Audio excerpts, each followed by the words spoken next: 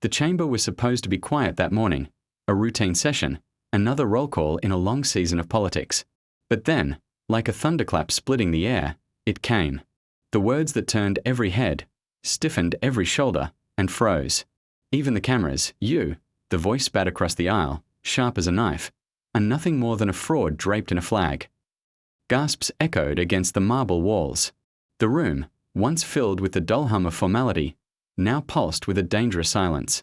Eyes darted, phones lifted, and lenses zoomed in, desperate to capture the exact second the mask of civility shattered. The accused, chin lifted, smirk painted on with arrogance, did not flinch. Instead, they leaned back in their chair, as though being called a fraud was beneath even their irritation. Yet the twitch of their jaw betrayed them. The cameras caught it. America would see it. Every lawmaker knew this was no ordinary insult. It was the spark on dry tinder. Because this chamber wasn't just deciding legislation, it was deciding who held the story of the nation in their grip. Power, credibility, and truth itself were all on trial, disguised as a clash between two individuals. The air thickened. Reporters scribbled like their pens were swords. The gallery leaned forward, every heartbeat synchronized, waiting for the counterstrike.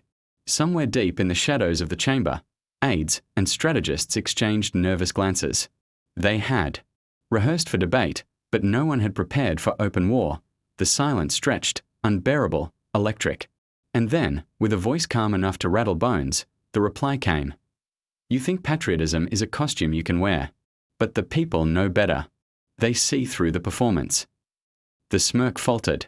The room erupted, not in shouts, not yet, but in a wave of murmurs that shook the chamber floor. Allies whispered, enemies stiffened, and the cameras zoomed closer. Something irreversible had begun, but that was only the first blow in a battle no one expected. The moment lingered in the chamber like smoke after a gunshot. Words that cut deeper than procedure had been fired, and the entire room understood. The stakes were no longer just about decorum. This wasn't one lawmaker sparring with another. This was the future of the House itself hanging by a thread. Because beneath the thunder of accusation and counterstrike lay the truth everyone in Washington whispered about but few dared to admit out loud. The balance of power was fragile, more fragile than it had been in decades.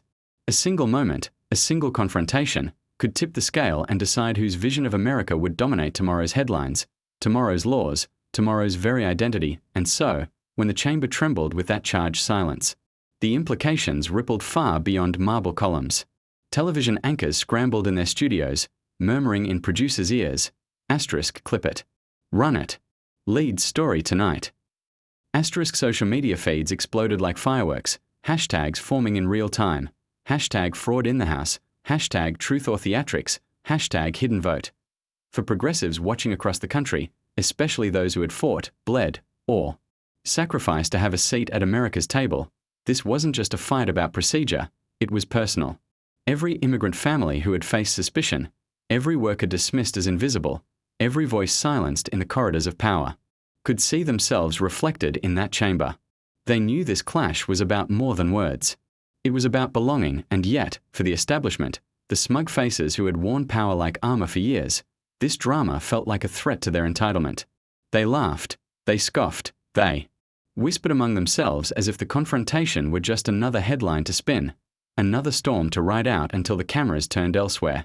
But this time, the storm wasn't moving on because something shifted in that room. You could feel it. The stakes climbed higher with each heartbeat. If the accusation stuck, if the reply gained traction, then the House itself, the body tasked with carrying the will of the people, would no longer look the same. The illusion of control would shatter, and so, tension wrapped itself around every lawmaker present. Allies fidgeted with pens, biting their lips. Rivals sat stone-faced, feigning calm, though their hands trembled beneath the desks. Staffers typed frantic messages. This is bigger than we thought. Brace for fallout. The clock ticked, but time seemed to warp. Every second of silence added weight, as if the chamber itself were holding its breath. Viewers at home leaned closer to their screens, scrolling their phones with one hand while their hearts raced with the other. Because they all knew this wasn't a passing jab. This was the start of something that would reshape alliances, destroy careers, and ignite new fires across America's political battlefield. The smirk was gone. The silence was over. And the fight for control of the House had only just begun. The next few minutes would change everything. To understand the venom dripping from his words that day, you have to know the man who spoke them. He did not stumble into power by accident. He clawed his way in, smiling for the cameras while sharpening knives behind closed doors. To some, he was a disruptor. To others, he was a parasite feeding off outrage. To many progressives watching, he was the perfect embodiment of everything broken in American politics. From the beginning, his rise was wrapped in contradiction. He spoke about the people but lived like a prince. He promised accountability while burying his own scandals under layers of spin. He wrapped himself in the flag yet dismissed those who fought hardest to be recognized under it. Immigrants, working families, the marginalized whose sweat built the very system he exploited. His words carried the tone of righteousness, but his actions told another story, one of arrogance, entitlement, and hypocrisy so thick you could choke on it. Clips from his past resurfaced constantly. He had mocked opponents as if politics were a schoolyard brawl, sneering at their struggles, dismissing their pain. He laughed off accusations that would have destroyed lesser men. Every time the public demanded accountability, he pivoted with a smirk, spinning the narrative until truth itself seemed negotiable. And yet, somehow, he kept climbing. Not because he represented vision or values, but because he was useful, a weapon for those who wanted chaos more than clarity. His arrogance showed most clearly in the way he wielded power inside the chamber. Rules. Flexible. Norms. Meant to be broken. Tradition. Only valuable when it served him. Colleagues whispered about his backroom deals, the way he turned loyalty into currency. He didn't build bridges, he set fire to them, then demanded applause for the spectacle. But the danger wasn't just in his cynicism. It was in the way he convinced others to follow. His speeches, sharp-edged and heavy with mockery, turned grievance into theatre. He knew the art of the soundbite, how to deliver a cutting line that would echo across networks before the victim even had time to respond. To his base, that was strength. To his opponents, it was poison disguised as charisma, and yet, beneath the bravado, there was fear. Fear of being exposed, fear of losing the spotlight, fear of facing someone who could match his fury with dignity. You could see it in the cracks, those moments when he lashed out too hard, too fast, when his voice rose just a pitch too high. He wore arrogance like armor, but arrogance is brittle. One strike in the right place, and it shatters. Still, for years, he survived by projecting invincibility. He treated the chamber like a stage, the cameras like his accomplices, the American people like an audience to be manipulated. And for too long, it worked. Too many shrugged at his behavior. Too many assumed he would flame out on his own. But he didn't. He grew bolder, louder, more reckless until this day, because on this day, his smirk faltered. His weaponized words were no longer landing the same way. The air shifted against him, and he knew it. For the first time in years. His performance didn't feel like dominance. It felt like desperation, and across the aisle, someone else saw it too. Someone who had been waiting, watching, and preparing. Someone who knew that bullies only win when no one dares to fight back. The cameras zoomed in. The chamber leaned forward. The weight of years of arrogance pressed down like a storm cloud. Ready to break, but across the aisle, someone was ready to strike back. If the villain's story was one of arrogance, the hero's was one of endurance. His rise did not come from shortcuts or backroom deals. It came from long nights, quiet sacrifices, and the unshakable belief that America could be better than the cynics claimed. To the cameras, he was measured, deliberate, a man who spoke with care rather than cruelty. But behind that calm voice was a life shaped by struggle, and by the refusal to let struggle define him. He was not born into power. He was born into the margins, where doors were harder to open and respect had to be earned twice over. The son of a working-class family, he grew up watching parents stretch every dollar, watching neighbors hustle for survival in a system that rarely gave back what they put in. In those neighborhoods, every achievement felt like rebellion against the odds. And so he learned early, dignity was not given. It was fought for. As a young man, he faced rooms where people looked at him and saw only stereotypes, only limitations. But he refused to shrink. Education became his weapon. Words became his shield. Step by step, he carved a path where none had existed, each achievement not just personal, but symbolic, proof to every kid who felt invisible that invisibility could be shattered. He carried that with him into politics. While others treated the chamber as a theater for ego, He treated it as sacred ground. Every speech was a chance to lift the forgotten, every vote a chance to bend the system toward fairness. He never forgot the faces of those who raised him, nor the countless others whose voices rarely reached the marble halls of power.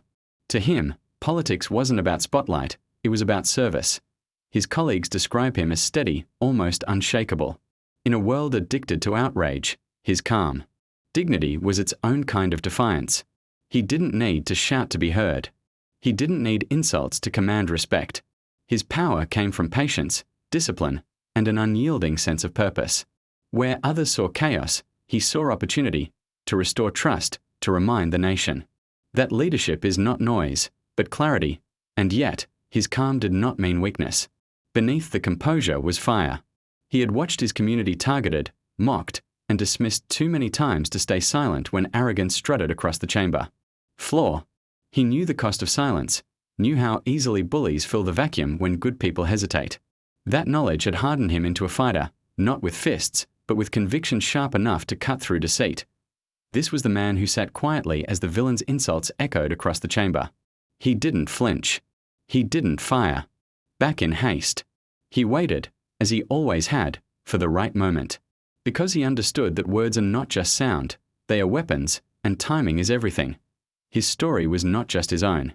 It was a tapestry woven from millions like him, immigrants who crossed borders for a better life, workers who endured exploitation with quiet resilience, families who believed that dignity was worth every struggle. When he stood, he carried them all. His voice was their voice. His fight was their fight, and that's what made him dangerous to the villain. Not because he was loud, but because he was undeniable. He represented the America that arrogance could not erase, the America that believed in equality, in opportunity, in justice bigger than personal gain. Every word he spoke was backed not just by policy, but by lived experience. And that is something no insult, no smirk, no soundbite could take away. As the chamber bristled with tension, his story pulsed beneath. The silence. He was not merely an opponent, he was the embodiment of everything the villain feared: discipline against recklessness, dignity against mockery, service against selfishness. He was the reminder that politics could still be noble, that leadership could still mean lifting others rather than tearing them down, and in this moment, all of it came together. The long nights, the sacrifices, the scars of struggle, the strength of survival, they converged into a single presence, steady and unyielding, ready to meet arrogance head-on. The cameras swung toward him. The chamber seemed to hold its breath. For years, the villain had ruled through volume and venom. But now, across the aisle, calm dignity prepared to strike with precision, and the world was about to see what that looked like. The chamber felt like a storm gathering. The villain had swaggered through his insults, pacing with the confidence of someone who believed power was permanent. His words had left a bitter aftertaste, mockery dressed as authority, arrogance masquerading as strength. But across the aisle, the hero finally stirred, and the shift was electric. At first, it was subtle. He leaned forward, fingers laced, eyes steady. He didn't rush. He didn't let anger dictate his voice. Instead, he rose slowly, like a tide creeping toward the shore. The cameras swung instantly, sensing the turn. Even the villain paused, smirk fading just slightly, as if he knew a counterstrike was coming. The hero began not with fire, but with restraint. He framed his words carefully, calling back to the ideals of the chamber, to the trust the people had placed in their representatives. His voice was calm, but each sentence landed heavier than the last, a rhythm of conviction against the villain's chaos. The villain tried to interrupt, to cut him off with sneers. But the chamber wasn't having it. Murmurs rose. Some leaned forward, some shook their heads. The spectacle was no longer his alone. And that, more than anything, unnerved him. Order, the speaker called, but order was slipping away, not into chaos, but into something sharper. The audience could feel it. This was no longer just a debate.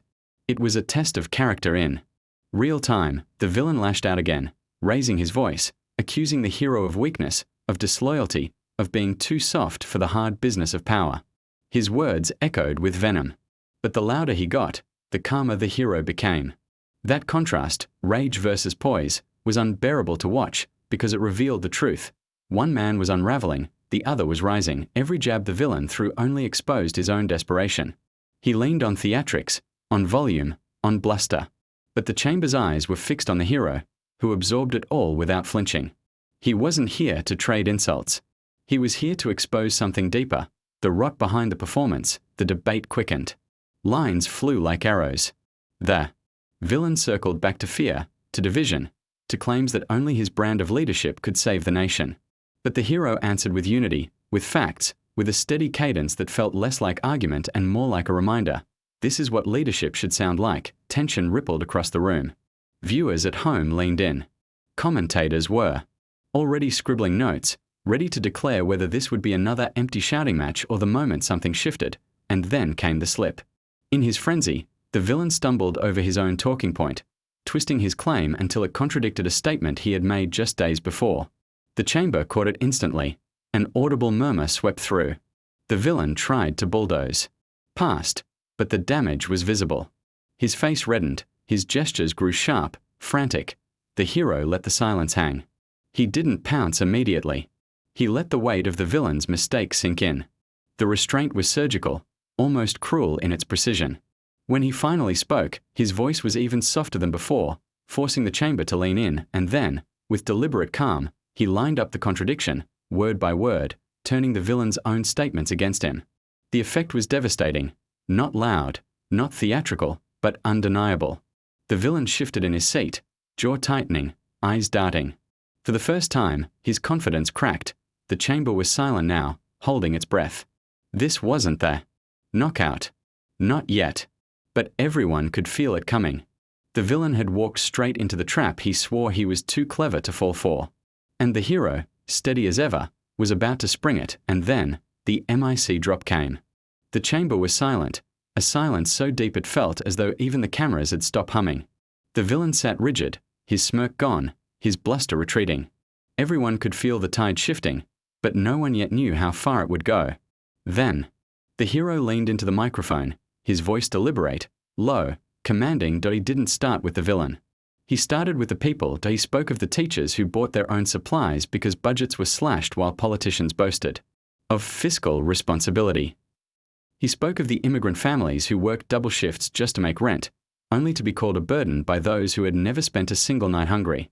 He spoke of veterans, men and women who had sacrificed more than most would ever understand, coming home to empty promises and shuttered clinics. The villain shifted uneasily. This wasn't just politics anymore.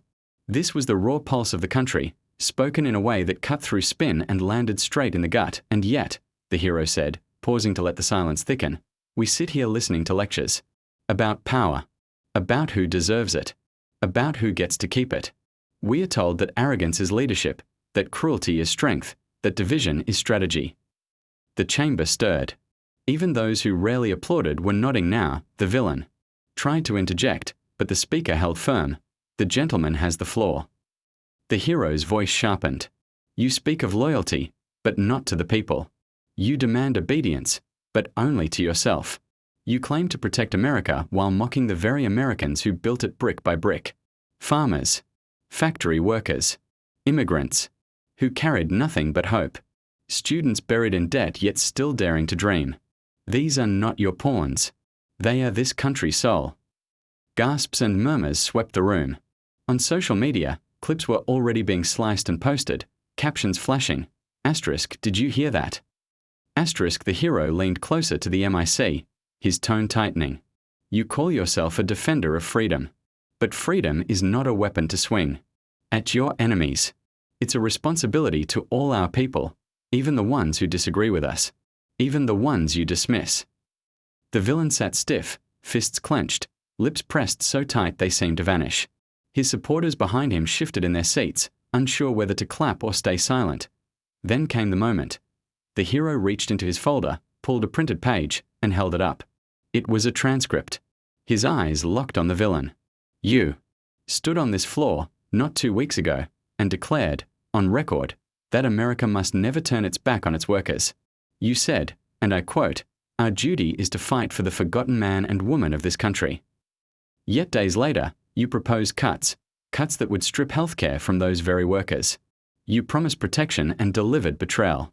You preached loyalty and practiced hypocrisy. Which one of yourselves are we supposed to believe? The chamber erupted, not in chaos, but in a thunderous wave of murmurs, shifting seats, gasps. The contradiction was undeniable, pulled from the villain's own words. He opened his mouth to respond, but nothing came. The hero didn't wait. He pressed forward, his cadence accelerating. Each line landed like a hammer blow. You attack immigrants, yet forget your own grandparents came here with nothing but an accent and a prayer. You boast of strength, yet every time you're challenged, you lash out like a child denied his toy. You claim to represent the people, but the only thing you've represented, consistently, shamelessly, is yourself. The chamber was no longer quiet. It was alive. Some clapped. Some whispered. Some shook their heads in disbelief. Cameras cut to the villain's face, capturing his forced smile collapsing into a grimace, and then the hero stopped. He didn't overplay it. He didn't drag it out. He let the weight of everything hang in the air. The silence after his words was louder than any applause could be. Finally, with a voice soft but carrying through the chamber, he delivered the mic drop. This house does not belong to you. It does not belong to me. It belongs to the people. And every time you forget that, every time you trade their trust for your ego, you prove what we've always known. Power doesn't reveal character, it exposes it. And today, everyone sees yours. The chamber erupted. Some clapped openly, some pounded their desks, others simply sat in stunned silence. Social media exploded, clips looping, hashtags trending, commentary pouring in.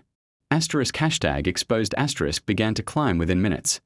The villain sat frozen, red-faced, his allies whispering furiously. The damage was irreparable, the blow undeniable. The hero had not shouted, had not insulted, had not stooped. He had dismantled him piece by piece until nothing remained but the hollow shell of his performance. For the first time in years, the villain looked small, and across the aisle, the hero stood steady, shoulder squared, gaze fixed not on his rival, but on the chamber itself, as if reminding them all who they were meant to serve. But even as the applause faded, even as the moment cemented itself in history, one thought lingered in the air like smoke after a fire. The fallout had only begun within minutes. The speech had broken free of the chamber walls, racing through the arteries of the internet like a surge of electricity. Twitter lit up first, hashtags igniting like sparks in dry grass. Asterisk hashtag exposed, hashtag mic drop, hashtag hidden vote star.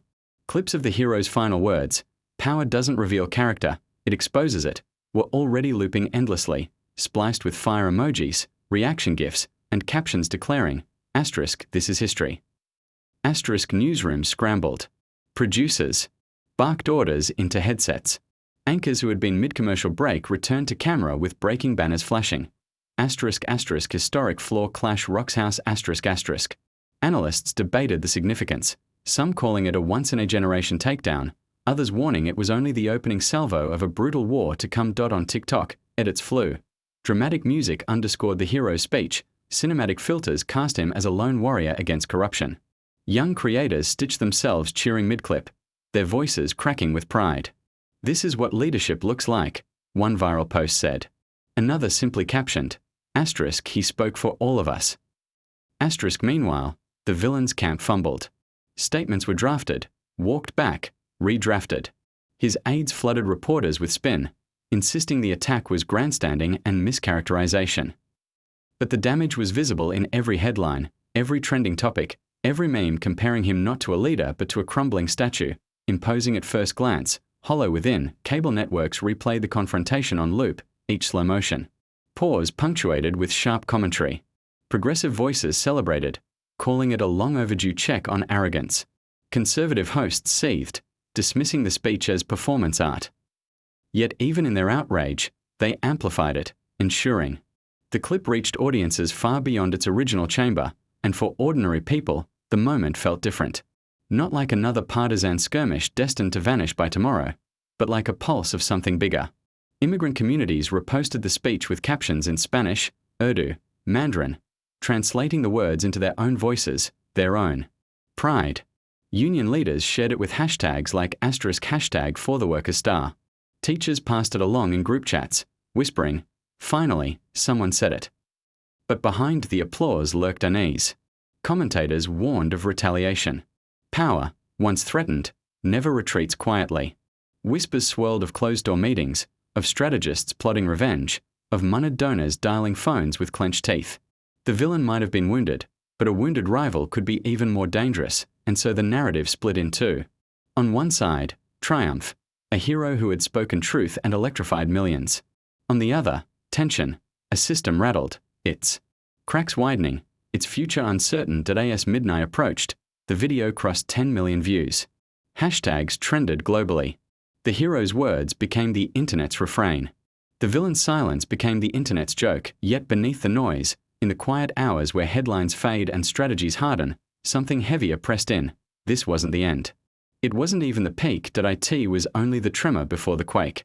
When dawn broke the next morning, the Capitol dome glowed against the horizon, not as a symbol of marble permanence, but as a reminder that history is written by the courage of those willing to stand when others shrink. The chamber that had thundered. With tension hours before now sat quiet, but the echoes of one speech refused to fade. For the hero, it was never about theatrics. He hadn't entered that floor to score applause or to trend on social media. He had risen because arrogance had crossed a line too sharp to ignore. He had risen because silence, in that moment, would have been complicity. And for millions watching, that distinction mattered. Power doesn't belong to the loudest voice, he said in an interview later that day, the words slow and deliberate. It belongs to the people who carry the weight of this country, the workers, the parents, they, immigrants, the dreamers, the forgotten. That's who I stood for. It wasn't just rhetoric. For those who had lived in the shadows, families who worked double shifts, immigrants who sent paychecks home, kids who grew up translating for their parents, his words landed like a hand on the shoulder. A recognition. A reminder that their stories weren't just side notes in America's script, but the heartbeat of it. And here was the deeper lesson, one the villain could never understand. Arrogance mistakes dominance for strength. But true strength is quieter, steadier. It is the teacher who shows up every morning, the nurse who works through exhaustion, the farm worker who bends their back so others can eat. These are the unseen pillars of America. When one of their own stood in the chamber and spoke, it wasn't just politics.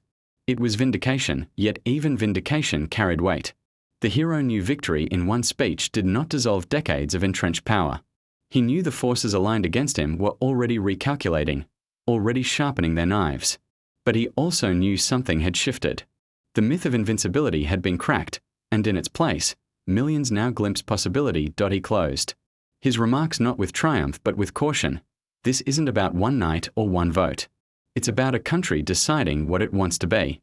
Do we reward arrogance, or do we reward service? Do we let power rot, or do we insist that it serve? The cameras caught his pause. He leaned forward. Because history has shown us this, arrogance always overplays its hand. And when it does, the people, ordinary, extraordinary people, take the reins back. Those words became the heartbeat of the moment. Posters, tweets, late-night monologues, they all repeated them. The clash was no longer just about two men, or even two parties. It was about the soul of the house, the soul of democracy itself. But with every moral clarity comes a warning. Storms gather even as skies clear. And deep within backrooms where strategy is whispered, enemies do not lick their wounds quietly. They sharpen. They wait. The moral was clear, yes, but so was the suspense, because if this battle proved anything, it was that truth and dignity can win, but the fight to keep them? That fight was only beginning. So in the end, we are left with the question that started it all. Who really controls the house? Is it the loud disruptors who mistake chaos for leadership, or the steady voices who rise, not for themselves, but for the people who sent them there? That night, in a chamber heavy with history, one voice proved that dignity can silence arrogance, that truth can outlast noise, and that service to the people will always outshine hunger for power. For millions watching, the answer was clear. Control doesn't rest in the hands of those who scheme in backrooms or shout from podiums. It rests with the people, and with the leaders willing to carry their stories into the heart of power. But this moment isn't just about one clash, one speech, or even one chamber. It's about a bigger reckoning. What kind of country are we building? One where arrogance decides who belongs, or one where every worker, every immigrant, every family can look at the Capitol dome and say, that place is ours too. The fight is not over. It never is. The forces of corruption, greed, and division will regroup. They always do. But so will we. And every time arrogance overplays its hand, every time power forgets who it serves, voices like this one will rise, and so Will the people behind them that's why asterisk hidden vote asterisk exists? To pull back the curtain. To show you the drama, the battles, and the moments that define not just politics, but the future of America itself. So if you felt that spark tonight, don't let it fade. Subscribe. Because every day, another showdown rewrites America's story. And you deserve to see it, raw and unfiltered. Because the fight for who really controls the House, it's only just begun.